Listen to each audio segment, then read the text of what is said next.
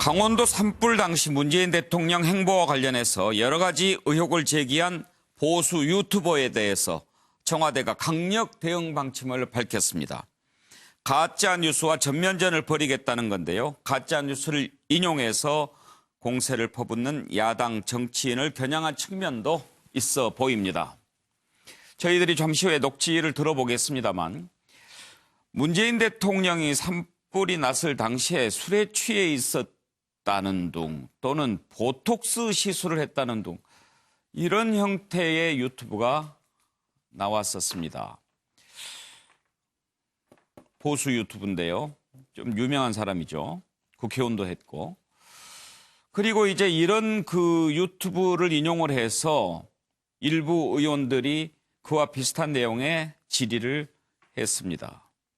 그런데 고성 산불은 7시 17분에 일어났고 대통령이 11시 15분쯤에 긴급 지시를 했습니다. 그리고 새벽 0시 20분에 위기관리센터를 방문했는데 이렇게 일정이 쭉 나와 있음에도 불구하고 5시간 동안 뭐 했냐, 술 마셨냐, 분 단위로 해명하라 이런 얘기가 나온 거지요. 청와대와 민주당은 정말 가짜 뉴스는 강력히 대응하겠다라고 입장을 밝혔는데 일단 지르고 보자라고 하는 이 가짜 뉴스 정말 사라져야 할 우리의 적입니다. 한번 내용을 보겠습니다. 11시 11분에 회의를 시작을 하는데 왜 VIP가 0시 20분에 회의에 참석합니까? 술 취해 계셨어요? 9시 44분에 대응 3단계가 됐으면은 11시에 위기관리센터 회의를 할 때는 소위 VIP가 참석을 하고 시작을 해야 되는 거 아닌가요? 뭔가 나사가 빠진 거 아니에요? 뭔가 이게 기후 문제 때문에 1년에 200몇 건 터지던 산불이 4개월 만에 지금도 4월 초잖아요. 3개월 만에 332건이 터졌단 말이에요. 많은 국민들이 뭐 지병설이다 혹은 뭐 숙취 의혹이다 이런 얘기들을 하고 있습니다. 지금 청와대를 비롯해서 자화자찬식으로 대응을 잘했다라는 것에 대해서 저는 더더욱 붕괴를 합니다. 결과적으로 엄청난 인명피해가 그럼 났었어야 된다는 얘기입니까? 그건 아니지 않겠습니까?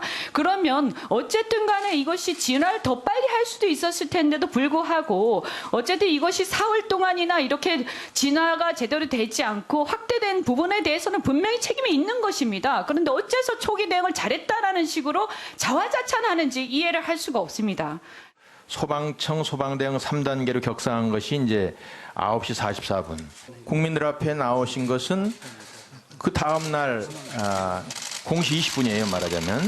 소방대응 3단계 격상 후 2시간 반 후예요. 대통령께서 청와대 안에 계시면서 무슨 회의를 하고 뭔 대책을 강구하시나 했는지 모르지만 전혀 이해가 안 되는 상황이고 뭔 일이 바쁜 일이 있는지 모르지만 세상에 이 초대형 산불 앞에서 이렇게 대응해서 되느냐. 자유한국당 의원들이 도를 넘는 그런 망언들을 거듭하고 있습니다. 어제는 조양호 회장 별세를 정부의 간접 사진이라고 왜곡을 하고 또 강원도 산불을 마치 세월호 참사에 빗대는 허위 조작 정보를 퍼뜨리고 있고 김순예는 강원도 산불이 났을 때 대통령께서 언론인들하고 술을 드셨다는 가짜뉴스를 페이스북에 게시하고 있고 이런 행위를 앞으로 계속한다면 저희 당으로서도 엄정하게 대처하겠다는 것을 다시 경고한다는 말씀을 드립니다. 최경철 의원 지금 청와대 출입하고 계시죠? 그때 당시에 청와대 움직임 어땠는지요? 아주 급박했죠. 계속 그 카톡이 거의 뭐 저녁나절부터 새벽까지 계속 돌아갔죠. 그러니까 예. 단톡방에. 예. 그러니까 대통령께서 0시 20분에 가셨지만 그 전부터 계속 바쁘게 돌아갔기 때문에 예. 상황 관리가 된 거고요. 그리고 대통령께서 반드시 뭐 초저녁부터 가 계실 필요는 없는 것이고 그 현장의 지휘관들이 상황을 판단해서 진화에 나서는 것이지 대통령이 여기 가서 부를 거라 저기 가서 부를 거라 하기는 너무나 좀 제가 볼 때는 이게 좀 상식에 어긋난 거고요. 이게 말을 만들다 보니까 이런 건데 사실 이 강아지한테 물리면 한 반나절이면은 치료가 되고 뱀한테 물리면 한 며칠 가면 치료가 되는데 이 말한테 물리면 이게 뭐 몇 날 며칠이 갈지 모르거든요. 근데 정치권이 지금 너무 무책임한 말을 사실 쏘아 넣는 건 맞습니다. 예. 이게 세월호 때문에 이런 트라우마가 있는지 모르겠지만 정치권에서 무조건 대통령이 나와서 뭐든지 다 하라는 식으로 해버리면 대통령도 사람인데 그렇게 되면 이게 국정이 제대로 될 리가 없는 거죠. 무조건 지금 모든 것을 청와대에서 한다고 비난을 하면서도 모든 것에 또 청와대가 대통령이 나오라고 하는 것은 이 사실 역설이죠. 이런 부분에서 좀 상식적으로 정치권이 서로 신뢰를 갖고 그렇게 나갔으면 좋겠다는 거고요. 사실 이런 식으로 자꾸 뉴스를 퍼뜨리기 시작하면 이게 끝이 없는 거죠. 제가 볼 때는 이거 소모적인 거다. 소모적인 공방이다. 정치권에서 좀 자제를 할 필요가 있다. 예. 이렇게 생각합니다. 아까 이현주 의원이 많은 국민들이 그런 의심을 하고 있다 이렇게 얘기를 하던데 청와대 기자단 내부에서 당일 대통령의 행보라든지 행적 그런 것에 좀 의심이 있다 이렇게 생각하는 분위기는 있습니까? 저는 이 얘기를 그러니까 한국당 의원들한테 처음 들었어요. 예. 그 얘기를 하길래 저는 깜짝 놀랐어요. 어허. 아, 이게 그러면 정말 0시 20분에 간 게 술을 드셔서 그런가. 지금 그 얘기가 퍼뜩 들긴 들었는데 예. 사실 그게 말이 좀 안 되는 거죠. 오히려 술을 드셨으면 더 일찍 가셨겠죠. 그런 걸 하기 위해서. 제가 볼 때는 좀 상식적으로 좀 납득하기 어렵다. 청와대에서는 뭐 기자들 사이에서는 그런 얘기가 거의 안 나왔습니다, 사실은. 권혁기 관장, 그런데 이 일부 유튜브에서 이런 것을 이제 만들어낼 때 맨 처음에 그 시작되는 그 지점이 뭘까 저는 그게 궁금해요. 그냥 소설을 쓰는 걸까요? 이제 이게 참 유튜브 방송이라고 하죠. 유튜브 방송의 허위사실 유포가 참 심각해지고 있는데요. 일단은 언론이 아니기 때문에 언론중재위나 방송심의 대상이 아닙니다. 저희가 하는 이 방송처럼. 그래서 저희들은 앵커님이나 이제 패널들조차도 팩트가 아닌 부분에 대한 방송을 나갈 경우 적극적으로 해명을 다시 설명을 한다거나 사전에 팩트가 틀리지 않게 방송을 하려는 노력을 부단하게 기울이는데 일단 유튜브 방송은 그런 제재나 심의를 받지 않기 때문에 무슨 뭐 SNS에 돌아다니는 뭐 유언비일성, 소문 이런 것 중에서 좀 자극적이다고 하면 일단은 방송을 하고 보는 행태를 하는 그런 방송사가 너무 많아졌어요. 그래서 이제 그거에 피해를 보는 여러 관계자들이 이제 관련돼서 이제 뭐 소송이나 등을 제기해 봐도 이게 그 정통 언론이 아니기 때문에 오히려 더 뭐랄까 언론사에 비해서 그런 가짜뉴스성 보도에 대해서 보호를 받는 좀 아이러니한 이 형국이 계속 이어지고 있고요. 저는 유튜브 등에서 허위사실 유포하는 방송 관계자들도 문제지만 이런 부분을 국회의원 신분이면 조금만 팩트체크를 하면 그 신빙성을 확실하게 체크할 수 있는 정치인들이 저렇게 면책특권을 이용해서 오히려 증폭시키는 정치, 가짜뉴스를 증폭시키는 정치인의 저런 행태가 오히려 이 유튜브 방송이 가짜뉴스를 하게끔 만드는 원동력이라고 생각을 합니다. 그래서 무명인의 뭐 지라시성 정보 유출이 중요한 게 아니고요. 정치인들이 오히려 더 여야를 떠나서 오히려 엄단하고 자제하라고 이렇게 타일러드 시원찮을 팔에 오히려 뭐 이런 가짜뉴스가 환영한다는 시 저렇게 정치적으로 나오는 것 자체가 근원적인 문제다. 저는 그렇게 봅니다. 그리고 김영주 의원, 그 유튜브야 정말 지금 얘기한 대로 자기들 책임이 없으니까 그렇게 한다 손 치더라도 정치인들이 그걸 무차별로 무분별하게 인용하는 것은 문제 있지 않습니까? 사실 그렇죠. 뭐 전형적인 치고 빠지기죠. 유튜브는 무책임하게 얘기하고 그것을 마치 언론이 그런 것처럼 정치인이 그걸 인용해서 마치 그것이 그렇게 한 바퀴 돌게 되면 자기 지지자들이 그것을 정복시키는 그런 것으로 이제 요즘 정치를 하고 있는데 사실은 지난 뭐 박근혜 전 대통령 탄핵 전으로부터 여러 가지 양쪽 다 그런 데 대한 말하자면 무방비 상태의 어떤 여러 설들이 있었다고 생각됩니다. 이제는 좀 면책 특권에 대해서도 좀 다시 생각해 볼 필요가 있을 것 같아요. 면책 특권도 과거에 말하자면 독재 시기에 그야말로 양심 있는 자기 발언을 할 수 있는 말하자면 소수자 보호라는 차원에서 있었는데 이제는 그야말로 민주 시대가 됐고 더군다나 국회의원이라고 해서 사실 저런 발언을 아무렇게나 해도 되는 그런 시대는 저는 아니라고 생각하고